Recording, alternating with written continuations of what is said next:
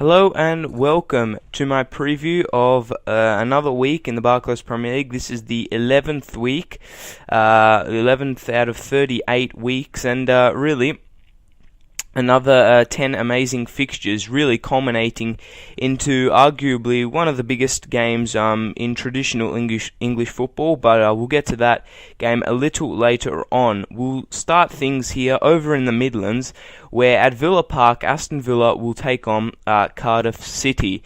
Now, Cardiff coming off that terrific derby win against their main Wales competitors in Swansea, and I think that coming over here, Malcolm Mackay will just have his team primed and ready to go. Even though it's away from home, I still think Cardiff can salvage something from this game, and really Aston Villa here, they are going to have to take the fight straight to Cardiff City. If they decide to back off and play this possession game and don't go and try and get a goal really early on, Cardiff will continue to gel into the game and really get more and more confident and really be able to score not only on the counter-attack but from their own type of play.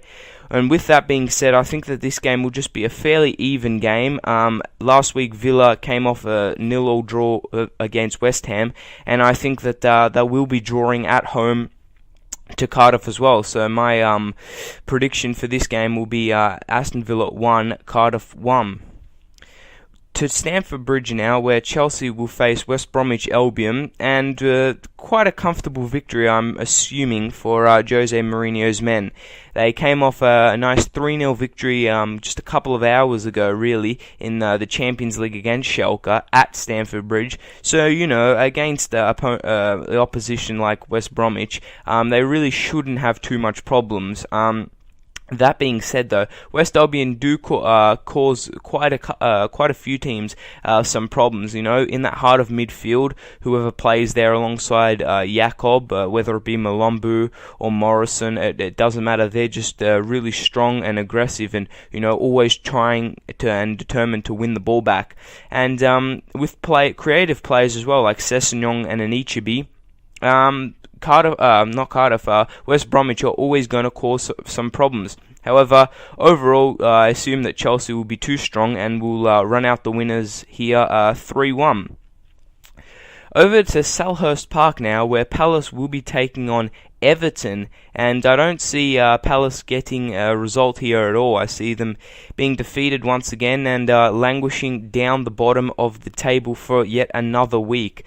The problem with Palace is really all over the pitch. They don't have any leaders, apart from the Australian, their captain, Mile Jedinak, who also has had quite a turbulent time for his club and also his country. So, him being one of the main leaders there, he'll be shaken up over by what's been going on for both his club and his country. So they don't really have any leaders that they can rely on as such. Also, they don't have any goal scorers which they can rely on too. Marouane Chamakh isn't going to be able to save you from getting relegated, and I see that being one of their main problems in this game against Everton, who I reckon will just go to Selhurst Park, play the way under the philosophy of Roberto Martinez, with the likes of Romelu Lukaku, James McCarthy, the young Spanish winger Diouf, who's actually quite a tricky little character, him. And I think that they'll just not only annihilate Palace on the score, but in terms of possession and just in terms of how they play the game. So I'm predicting that Palace will lose this game 2-0 to Everton. We'll go over to Anfield, where Everton's main rivals, Liverpool, will be hosting Fulham. And really, after Liverpool's, let's be honest, quite a dismal performance last week against Arsenal, I reckon Brendan Rodgers would want his men, and most importantly, the SAS, to get firing back on all cylinders. And what a game it is for them, to do that. It's at home, in front of their, really faithful and historical crowd and the home ground. And they're going to be facing Fulham, who are my second team alongside Crystal Palace this season to get relegated. So I think for the likes of Suarez, Sturridge, Gerrard didn't have a great game last week, Mignolet as well, this is a game where they can get themselves back into form and give Liverpool the 3 points, and I see them just doing so. They'll run riot against really a weakened Fulham side who, presuming Martial, if they don't get a couple of positive results at home, could be sacked within, I'm assuming, the next 6 weeks, maybe 5 to 6 weeks. That being said, I just think that, again, Liverpool are far too strong and will run out the victors in this game 2-0. We'll go over to the coast now, where Southampton will be hosting Hull City at St Mary's, and this is a quite a difficult game to predict. Can you guys believe it or not? You know, Southampton are at home. Okay, so they're always going to be very tough competition there. However, this Hull City side under Steve Bruce is no joke. They really performed well in the Championship last year, and it seems that they've carried on their good form and fortune as well, because you need a bit of luck to not only stay in the Premier League, but to kind of compete mid-table. So that being said, Southampton do have the stronger team on paper, and really when it gets to in terms of playing, they probably play a bit more attractive football than Hull City, and so I think they can just edge out a narrow 1-0 result against Hull. It'll be an interesting game. I'm sure Hull City will have some chances, but just for the simple fact that it being at Southampton, I can't see the Saints losing this one. We'll go over, or head up England, shall we, and take a tour to Carrow Road, where Norwich will be facing West Ham. And my prediction on this game is solely based on the fact that I believe that Norwich City's manager, Chris Hughton, is under enormous pressure from the club, from the fans, and really from everyone externally. Because, let's be honest, he brought in strikers, 13.8 million in total amount for 3 strikers, and they haven't really been firing at all.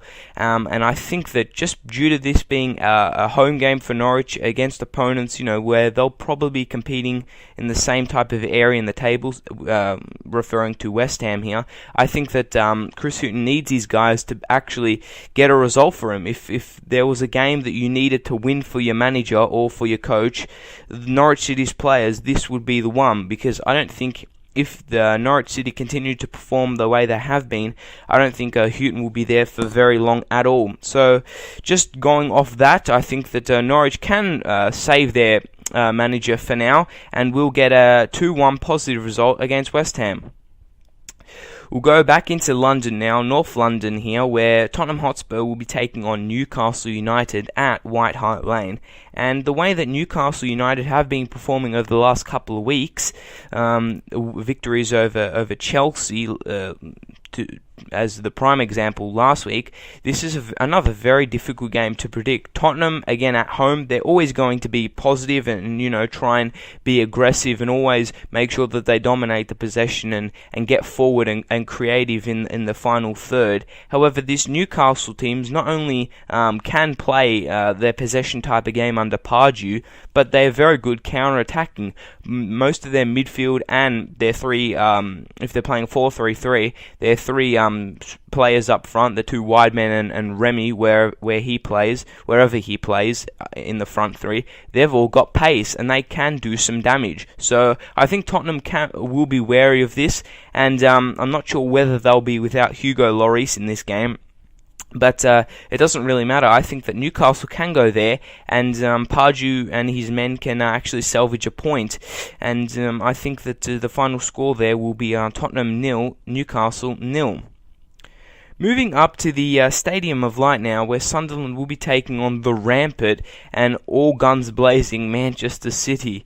This scoreline could possibly get ugly for Sunderland fans. However, I think that City may see this as kind of an easier type of fixture to the ones they've had over the past couple of weeks. because they've been playing in the Champions League as well midweek. So I think that maybe they could rest some of their stars, and I think that Sunderland could take opportunity of this and hit them on the counter-attack or create some of their own play and score a goal or two. Therefore, I think Pellegrini will be kind of forced maybe to bring on, his top quality players, your Silvas, your Agueros, maybe Negredo if he doesn't start. And I think that then City will just, go into their title winning mode, if you want to call it like that, and just score a couple of goals against a not too star-studded Sunderland team, and I think that they'll run out. City will run out the winners here, 3-1. Now, the game that I referred to at the start of the video is the next one here, taking place at Old Trafford. It's Manchester United versus Arsenal. It's a great game, always is a classic game between these two English giants, and I don't think that this game will disappoint either.